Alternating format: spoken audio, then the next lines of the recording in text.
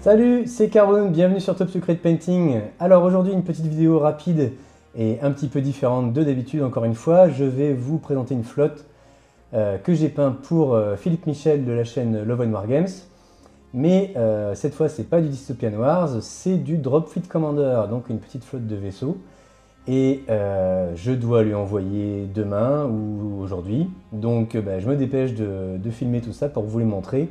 Pendant que je les ai encore sous la main, ce serait dommage de ne pas faire une petite vidéo puisque ça représente à peu près 2 mois de peinture.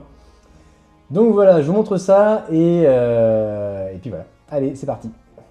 Voilà, donc je vous ai installé un joli petit décor pour pouvoir présenter correctement cette flotte. Alors du coup, c'est pas des décors typiques de Dropfleet Commander. Ça, c'était mes anciens décors que j'utilisais pour Firestorm Armada. Du temps de Spartan Games. Et voilà, donc pour ceux qui connaissent pas Dropfleet, ça se passe pas vraiment dans l'espace, sauf peut-être quelques scénarios si j'ai bien compris. Alors j'en parle sans vraiment connaître le jeu, hein, parce que moi je n'y ai pas joué, j'ai pas lu les règles, et j'ai juste peint cette flotte pour Love and War Games. Mais si j'ai bien compris, ça se passe quasiment tout le temps en orbite planétaire, donc au-dessus de planète, et donc vous avez des tapis de jeu qui sont plutôt avec le sol de la planète vu depuis les hauteurs, vu depuis l'orbite, avec des nuages et tout, le paysage et tout ça. Donc voilà, petite mise en situation quand même. Et puis tant qu'à faire, je vous parlerai un petit peu de ces décors, je vous montrerai aussi ces décors tout à l'heure. Et puis puisque je parle de Firestorm Armada, je vais vous montrer une ou deux figurines de ma vieille flotte, dont j'ai mis déjà cette station de combat là, que j'ai mis comme un petit décor. Je vous en reparle après, je vous la montre.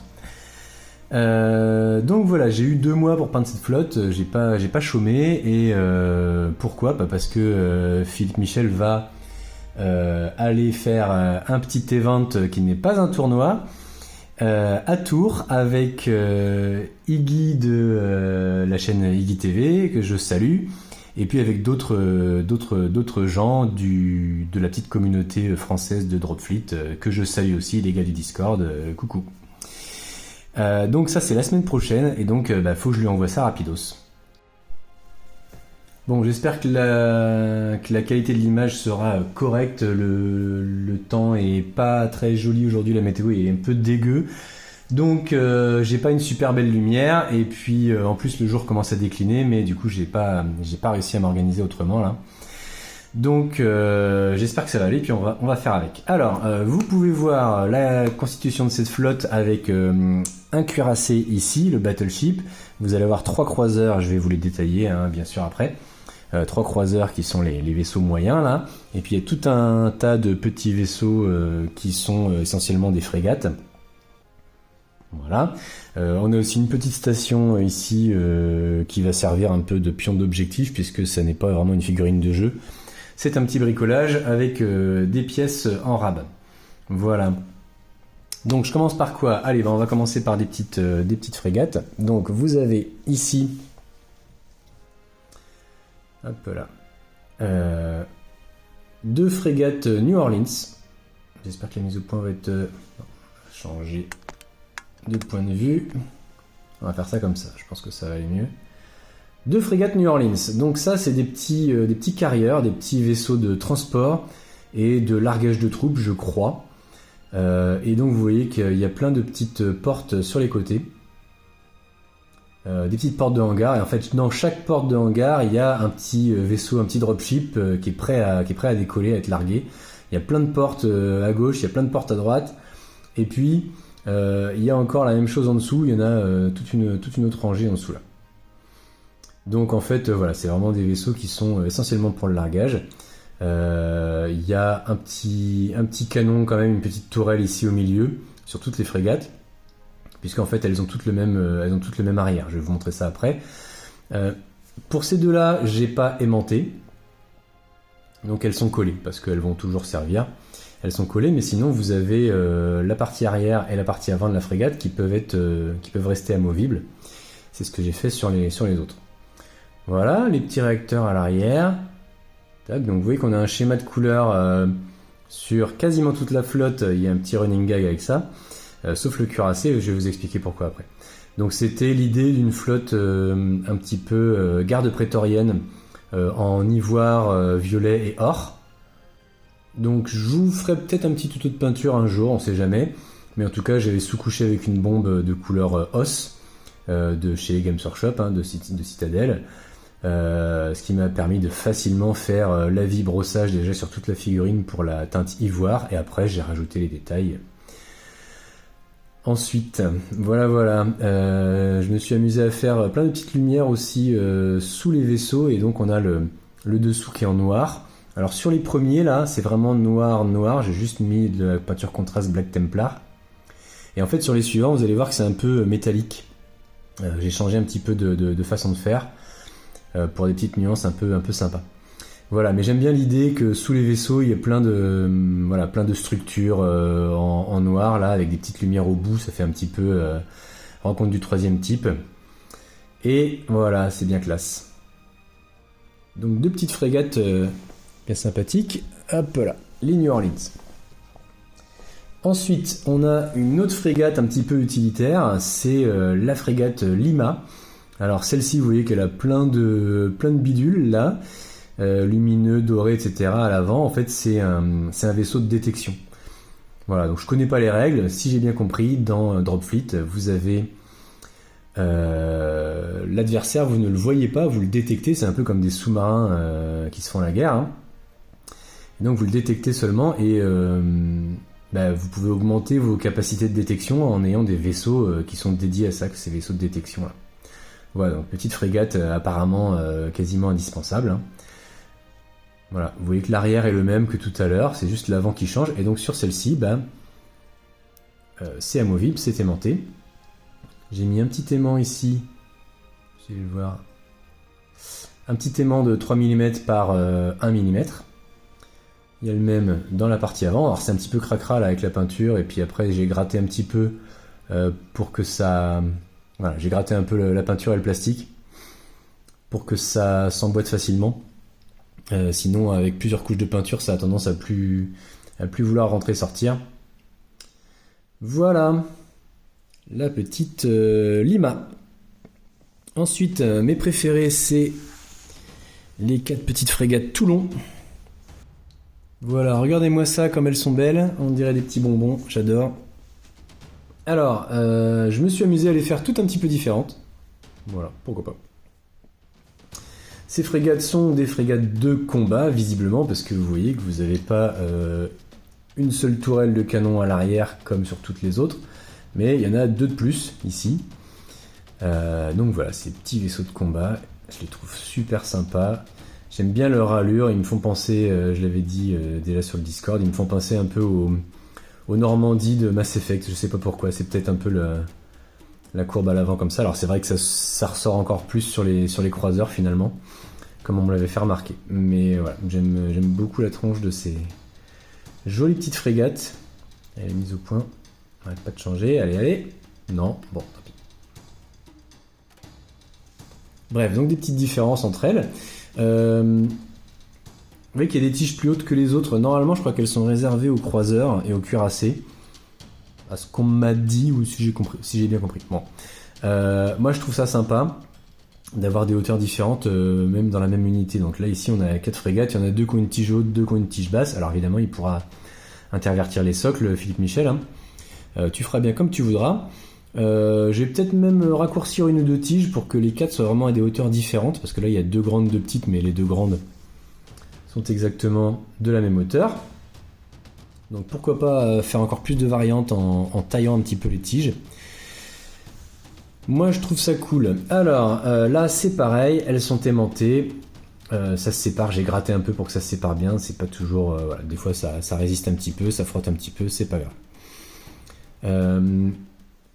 Autre petite fantaisie de ma part, alors normalement pour les figurines de Dropfleet, vous avez en dessous là un petit insert à coller dans le trou de la figurine et vous le collez sur la figurine et par contre la tige elle est juste rentrée dans cet insert. la petite partie du dessus à coller dans la figurine, et puis après, dans cet embout là, c'est la tige qui va rentrer. Alors, moi je trouve pas ça très joli. Je suis un petit peu maniaque, et je trouve que la figurine avec son embout là, c'est un petit peu grossier. Je trouve pas ça très heureux en fait. Et donc après, voilà, on est censé rentrer ça, et finalement ça coince pas mal pour rentrer et pour sortir. Je me suis dit, si ça se trouve, de temps en temps, on arrache l'embout carrément, au lieu de sortir la tige. Puis vous voyez que vu de côté, moi je trouve que c'est un peu, voilà, c'est un petit peu disgracieux. Voilà. No offense pour ceux qui les mettent et qui aiment bien, hein, mais voilà. C'est mon goût personnel en tout cas. Donc ce que j'ai fait, c'est que j'ai fait comme pour mes vaisseaux de Firestorm Armada. C'était des tiges. Donc c'était des tiges du même diamètre, c'est-à-dire 3 mm. Et ce que je faisais déjà à l'époque, c'est que je perçais la figurine. Enfin, il y avait déjà un petit trou qui était prévu pour, hein, mais c'était pas génial, ça tenait pas très bien, il fallait coller. Et pour pouvoir garder les socles amovibles, je perçais la figurine plus profondément avec un foret de 3 mm. Et après, la tige venait bien se coincer dedans, mais on pouvait l'enlever quand même. Donc là, c'est ce que j'ai fait aussi. Je me suis amusé à repercer un peu plus tous les trous des vaisseaux. Voilà, si j'espère que ça te convient, Philippe. Sinon, tu pourras coller les petits embouts. Hein. Mais voilà, moi je préfère faire comme ça. Du coup, il suffit de bien rentrer, bien forcer, en essayant d'aligner les arcs de tir là sur le socle comme il faut. Tu rentres ça un petit peu bien. Normalement, tu vas bien jusqu'au bout, ça se coince bien. Et après, ça bouge plus. Normalement, ça bouge plus. Voilà. Donc là, je suis pas bien aligné, mais c'est pas grave, on va la remettre comme il faut. Voilà. Donc j'ai fait ça pour toute la flotte. Donc les 4 petites frégates Toulon. Je sais plus si j'ai dit le nom. Voilà, Toulon comme la ville de la Côte d'Azur française. Alors ensuite, dans les petits, on a encore celui-là, le Vancouver, qui est un petit carrier, un petit porte-avions en fait, je crois, il me semble. Et qui est vraiment sympathique comme tout. Là, j'aime bien celui-là, je me suis bien amusé sur la peinture. Beaucoup de détails, très joli. Puis vous voyez qu'il a une baie de décollage et d'atterrissage en plein milieu là. Donc c'est cool. Sympathique. Ah oui, j'aime beaucoup ces réacteurs à l'arrière. Elle a plein de réacteurs, dont 2 qui sont au-dessus, en dessous là, en plus. Donc j'ai fait un petit halo qui bave un peu sur le réacteur du dessous là, sur les côtés aussi, vous voyez. C'est chouette.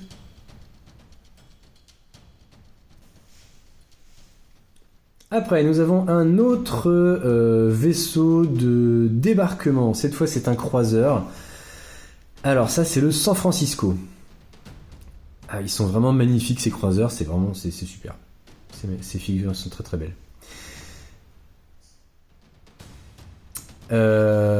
Voilà, donc celui-là, par rapport aux autres croiseurs que vous allez voir après, il a une grosse structure en dessous là qui représente un peu tous les baraquements pour les troupes qui vont débarquer. Il y a l'air d'y avoir une grosse baie ici de largage à l'avant, une grosse porte qui s'ouvre là. Voilà, vous voyez qu'il y a 2 tourelles principales. Et après, il y a plein de toutes petites tourelles. Alors, peut-être pas sur les premiers, mais après, je les ai toujours faites en noir, avec la petite lumière au bout, comme si elles sont en train de tirer. Et puis c'est sympa, il y en a plein sur les côtés aussi, là. Tac, tac, tac, tac. Il y en a en dessous. Toute une flopée aussi. C'est vraiment super sympa.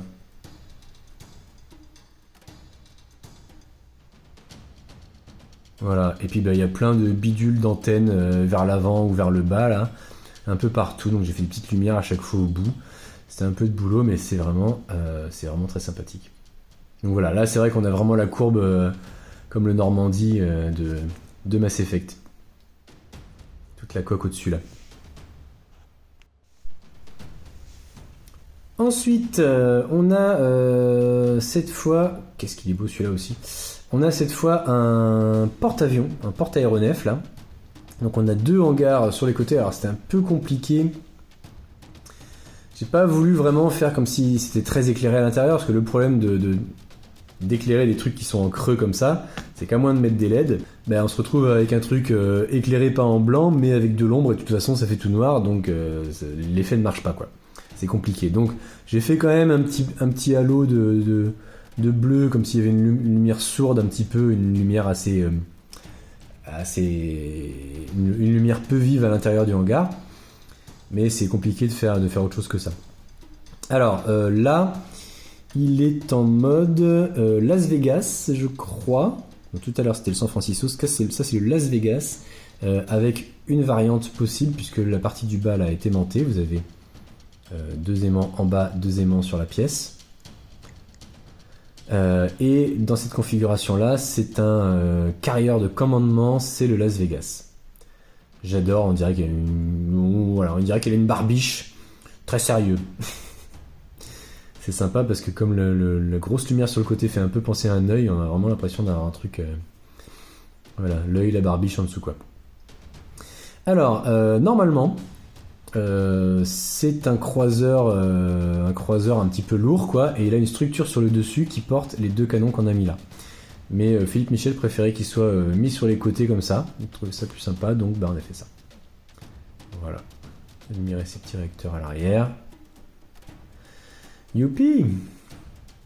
C'est beau, donc toute la flopée de mini batteries aussi de canons là sur les côtés et en dessous, partout au-dessus, c'est génial. Il y en a un peu partout. Et alors, je sais pas si je vais réussir à vous montrer les petits vaisseaux. Peut-être devoir rallumer de la lumière en plus. Alors, ça va peut-être être un petit peu moins joli que des lumières un peu plus naturelles. Dès que je vais mettre un peu les LED. Voilà. C'est un peu plus cru, j'aime pas trop, c'est pour ça que j'essaie de faire plutôt en lumière du jour. Alors, est-ce que vous allez y voir quelque chose? Voilà, donc vous voyez qu'il y a des tout petits vaisseaux là. Et puis comme j'aime pas trop peindre en éléments séparés, ben, j'ai collé la pièce du dessus et je me suis débrouillé pour peindre les vaisseaux, pardon, une fois que tout était collé. Donc c'était un petit peu galère. Et voilà, pour qu'ils ressortent un peu, je leur ai fait des petites vitres de cockpit en orange. Pour que ça tranche un petit peu et qu'on les voit, quoi. Voilà, j'aime bien. C'est mignon tout plein. Voilà, donc là c'est... je vais peut-être recouper un peu cette lumière, ou presque. Voilà. Voilà, donc ça c'est le Las Vegas, on disait, et à la place, ce croiseur carrière peut avoir un gros canon laser, si je dis pas de bêtises. Voilà, donc on voit une grosse optique de laser à l'avant. Je sais pas, des évents d'aération un peu sur les côtés là, et voilà. Donc ça c'est le Edmonton. Si je n'inverse pas les 2 noms, vous me direz si je me trompe.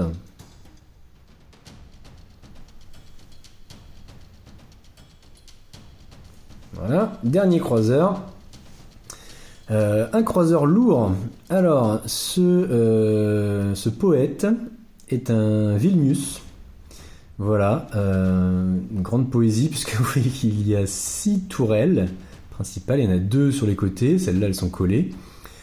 Et puis il y en a encore 2 au-dessus sur la structure dont je vous parlais tout à l'heure, qui aurait dû être sur le carrière là. Et puis 2 encore en dessous. Alors celles-ci elles sont aimantées parce qu'on peut mettre des gros canons laser à la place, comme vous venez de voir sur le Edmonton. Et voilà, du coup c'est sympa parce qu'on peut faire piou piou et les tourner. Hop là. Sur les côtés. Je peux y arriver, ça accroche un petit peu avec le vernis peut-être. Voilà, super classe, n'est-ce pas? J'adore. C'est un de mes préférés celui-là.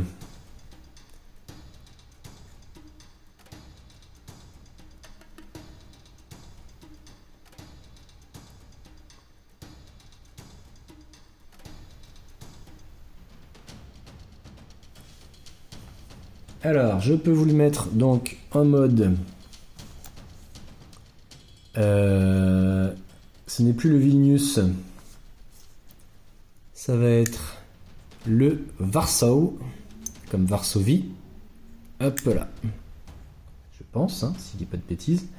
Voilà, un gros canon laser en haut, un gros canon laser au-dessus. Encore beaucoup de tendresse et de poésie. Voilà. C'est pour faire des câlins. Et pour finir, pour les vaisseaux à proprement parler, on a le cuirassé.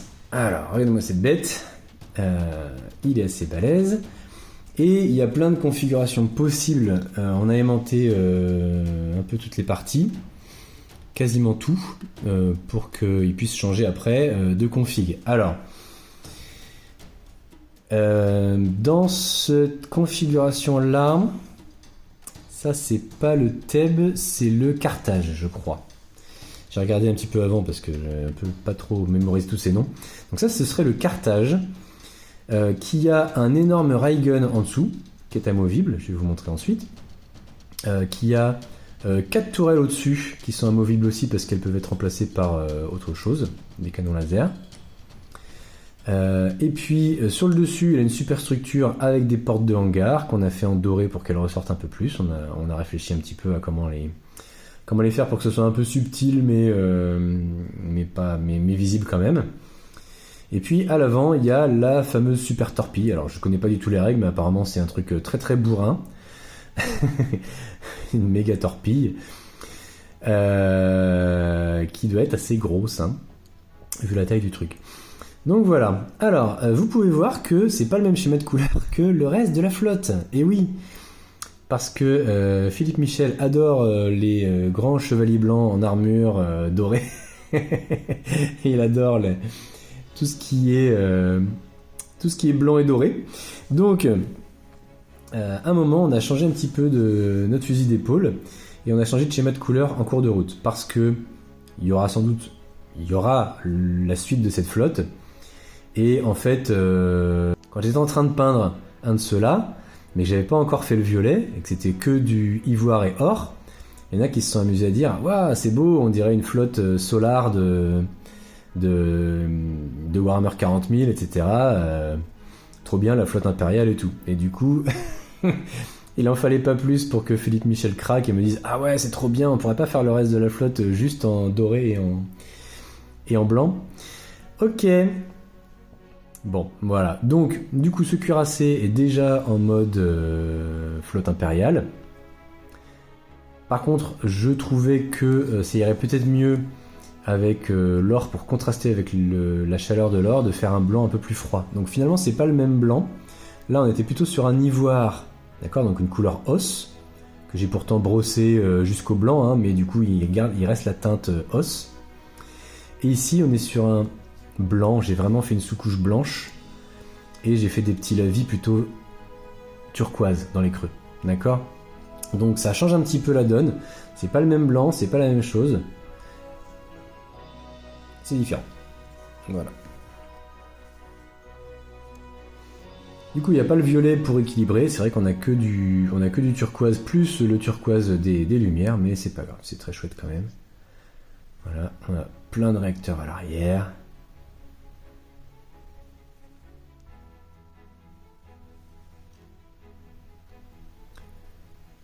Plein d'antennes vers le bas avec des petites lumières. On a des tonnes et des tonnes de petites batteries en dessous. Et au-dessus, il y en a plein partout. Voilà, il y en a même un petit peu partout sur les côtés. Allez, j'ai encore un petit peu de place. Je vous le mets quand même. Hop là. Bon, alors maintenant, pour les différentes versions. C'est quand même beau. À l'origine, celui que Philippe va jouer au petit événement dimanche prochain, pardon, c'est le TEB, encore plus poétique. C'est le même, mais avec cette structure-là à l'avant, avec donc deux autres tourelles à l'avant. Par contre, il n'y a pas la torpille, si je dis pas de bêtises. Et voilà. Alors pour faire ça, j'ai coupé en fait la torpille qui était sur cette structure-là. Normalement, elle était d'un seul morceau. Hein. J'ai coupé, j'ai mis un aimant là. J'ai plus ou moins réussi à creuser un petit peu dans le bout de la torpille pour mettre un aimant. C'est pas très propre, mais ça va. Et puis là, j'ai calé un aimant, un gros cette fois, dans cette structure. Et voilà. Il a une bonne tête aussi. Hein. Alors, le railgun est aimanté. J'ai mis un aimant à l'intérieur. un aimant dans cette pièce-là. J'ai usiné un petit peu sur les côtés pour que ça rentre et que ça sorte facilement. Schlac. Et c'est nickel. Vous voyez que c'est bien droit. Ce que j'ai fait, c'est que j'ai fait en sorte que les deux aimants soient pas parfaitement en contact, que l'aimant qui est dedans soit un tout petit peu en retrait pour que la pièce soit bien attirée vers l'arrière complètement contre et épouse la forme du vaisseau ici. Donc du coup elle va bien se caler, elle se cale bien et elle est bien droite, d'accord? Si j'avais mis l'aimant un peu trop bien ajusté, peut-être que ma pièce elle se serait bien collée sur l'aimant puis elle aurait été un petit peu de traviole, elle aurait pas été bien droite, un truc comme ça, ou un peu vers le bas ou un peu vers la gauche. Là elle est forcée d'aller bien se caler sur le plat ici, et donc c'est nickel. Voilà. Et donc le haut là peut être changé aussi. On a un gros aimant au-dessus, un gros aimant en dessous. La partie du haut entière peut être changée avec une partie plus plate, plus dans l'esprit des croiseurs. La partie courbe, aplatie et courbe vers l'avant là. Alors, elle n'est pas peinte encore, j'ai juste commencé à la peindre. Je voudrais au moins poser l'or sur certaines zones pour savoir où je les mets, pour que ce soit cohérent avec le reste du vaisseau avant de ne plus l'avoir sous la main. Parce que si j'envoie le vaisseau à Philippe et que je me retrouve avec juste ça à peindre, je ne vais pas forcément bien pouvoir harmoniser la pose des couleurs entre l'avant et l'arrière du vaisseau. Donc je ne sais pas si j'aurai le temps, mais je vais essayer de, au moins vite fait, mettre l'or. Donc là, par exemple, comme j'ai de l'or là sur le côté, je pense que je vais faire ces petites plaques là en or. Ça fera le raccord avec le bas. Nickel. Voilà, ça les antennes seront en or à l'avant, pareil. Et puis je ferai peut-être d'autres petits détails au-dessus aussi en or. Donc après là, je vais pas vous raconter le nom de ces versions parce que franchement j'en sais rien. Il y en a 15 différentes. Selon que c'est ce top là ou celui-là, avec la torpille ou avec le truc à l'avant, avec telle arme ou avec d'autres armes qui existent encore, bref. Et puis il y avait aussi les réacteurs qui peuvent être amovibles. Normalement, ça c'est un ajout pour un boost de réacteur. Et ça peut s'aimanter aussi, mais bon, voilà, c'est plus joli avec. Donc on l'a collé et puis basta. Voilà, le cuirassé. Donc il y aura sans doute le reste de la flotte qui sera peint dans ce schéma de couleur là. Alors pour finir, avant de peindre ce cuirassé, pour me lancer, plutôt que de me lancer sur la plus grosse figurine de cette flotte, en changeant de schéma de couleur sans faire de test avant, et j'ai fait un test sur cette petite station. Donc j'ai monté cette petite station expérimentale avec des pièces en rab qu'il y a sur les grappes. Des pièces qui sont censées être des trucs pour bombarder le sol de la planète, je crois. Ça c'est la superstructure qu'il y a sur les croiseurs lourds. Ça c'est un avant de frégate Lima. Et puis ça c'est les trucs qui y a à l'arrière des croiseurs là. Voilà, et puis donc ça aurait pu faire un petit vaisseau sympa, vaisseau civil ou expérimental en mode horizontal comme ça, ou je sais pas, un vaisseau expérimental, ou alors une petite station, et je trouvais ça sympa. Donc on l'a mis comme ça debout, ça fait station expérimentale, un truc voilà, pour faire un objectif intéressant pendant une partie, pourquoi pas.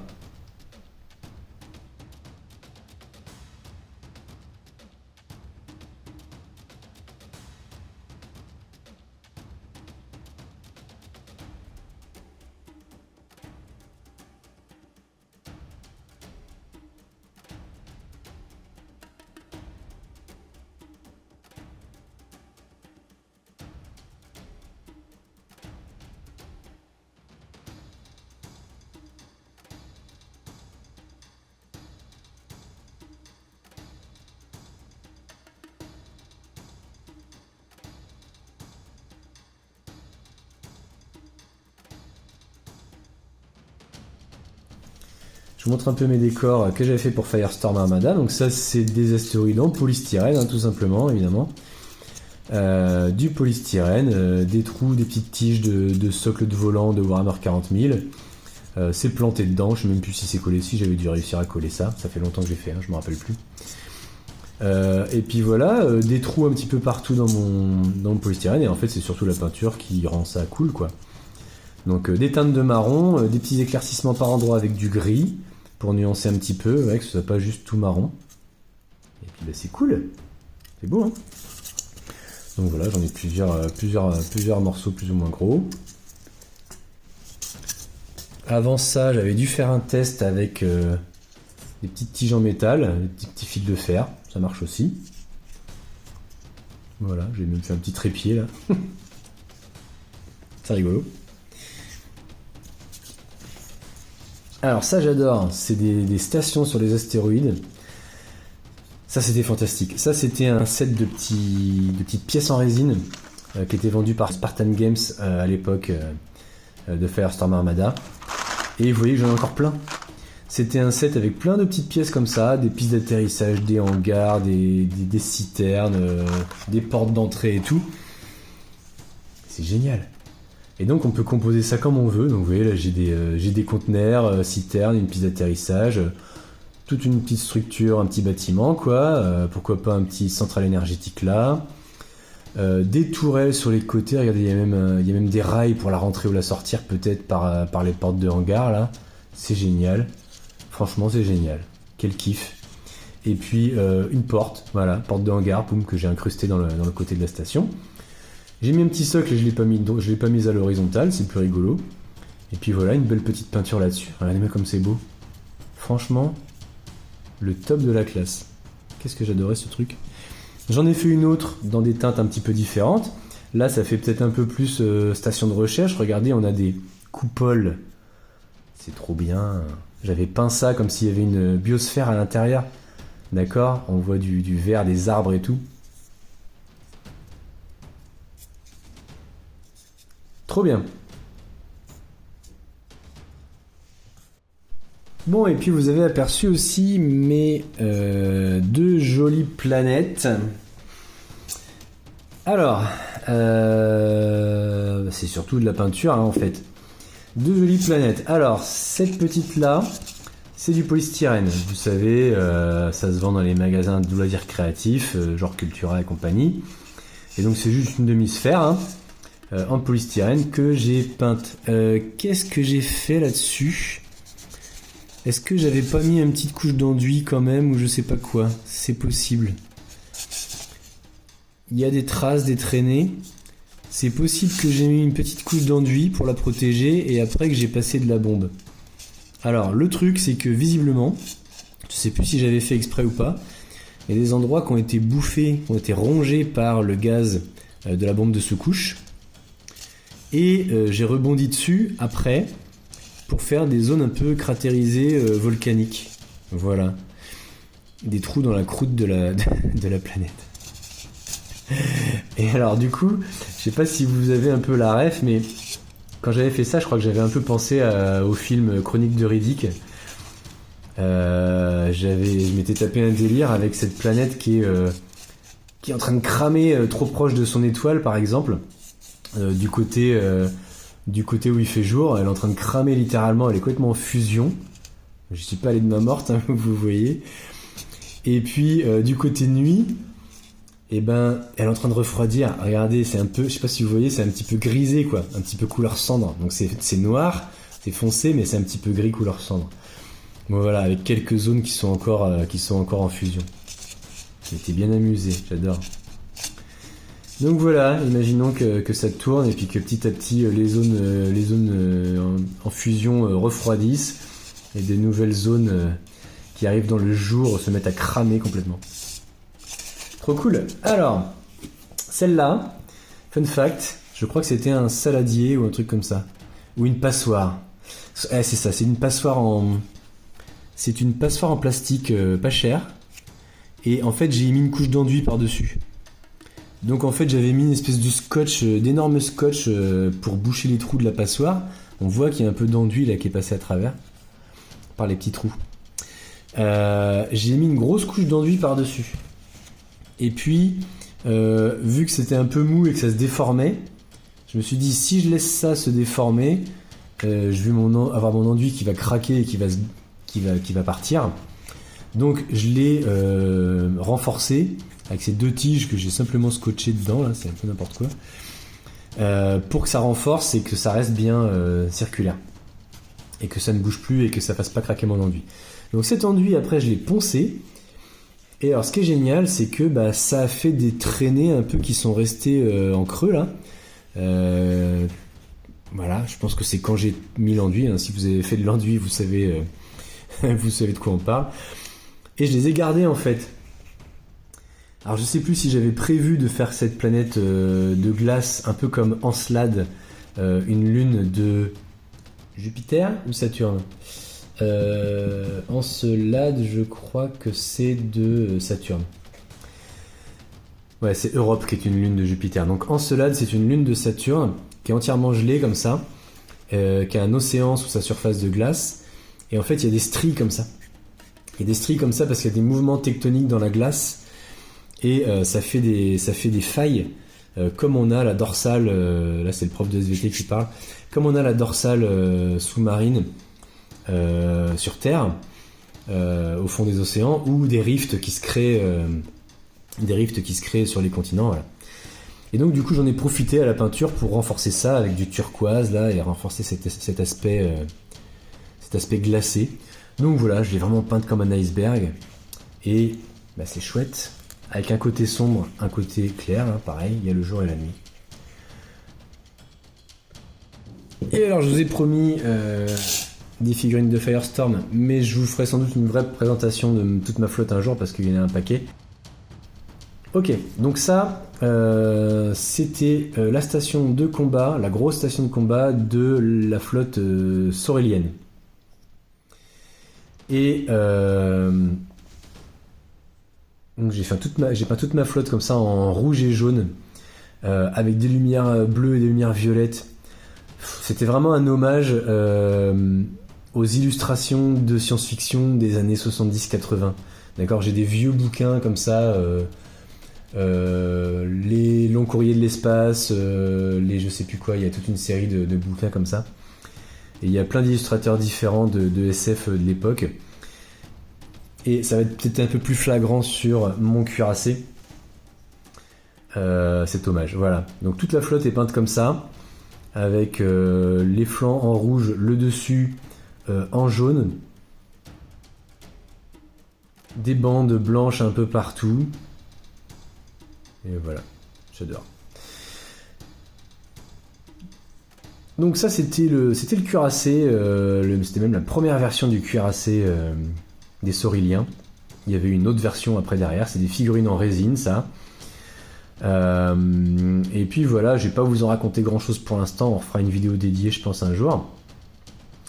Notez que je m'étais amusé quand même un petit peu, je sais plus si j'ai fait ça à l'aéro ou pas, j'ai fait des halos de bleu autour des zones lumineuses, ça doit se voir un petit peu là, des halos de bleu du coup qui paraissent foncés sur le rouge.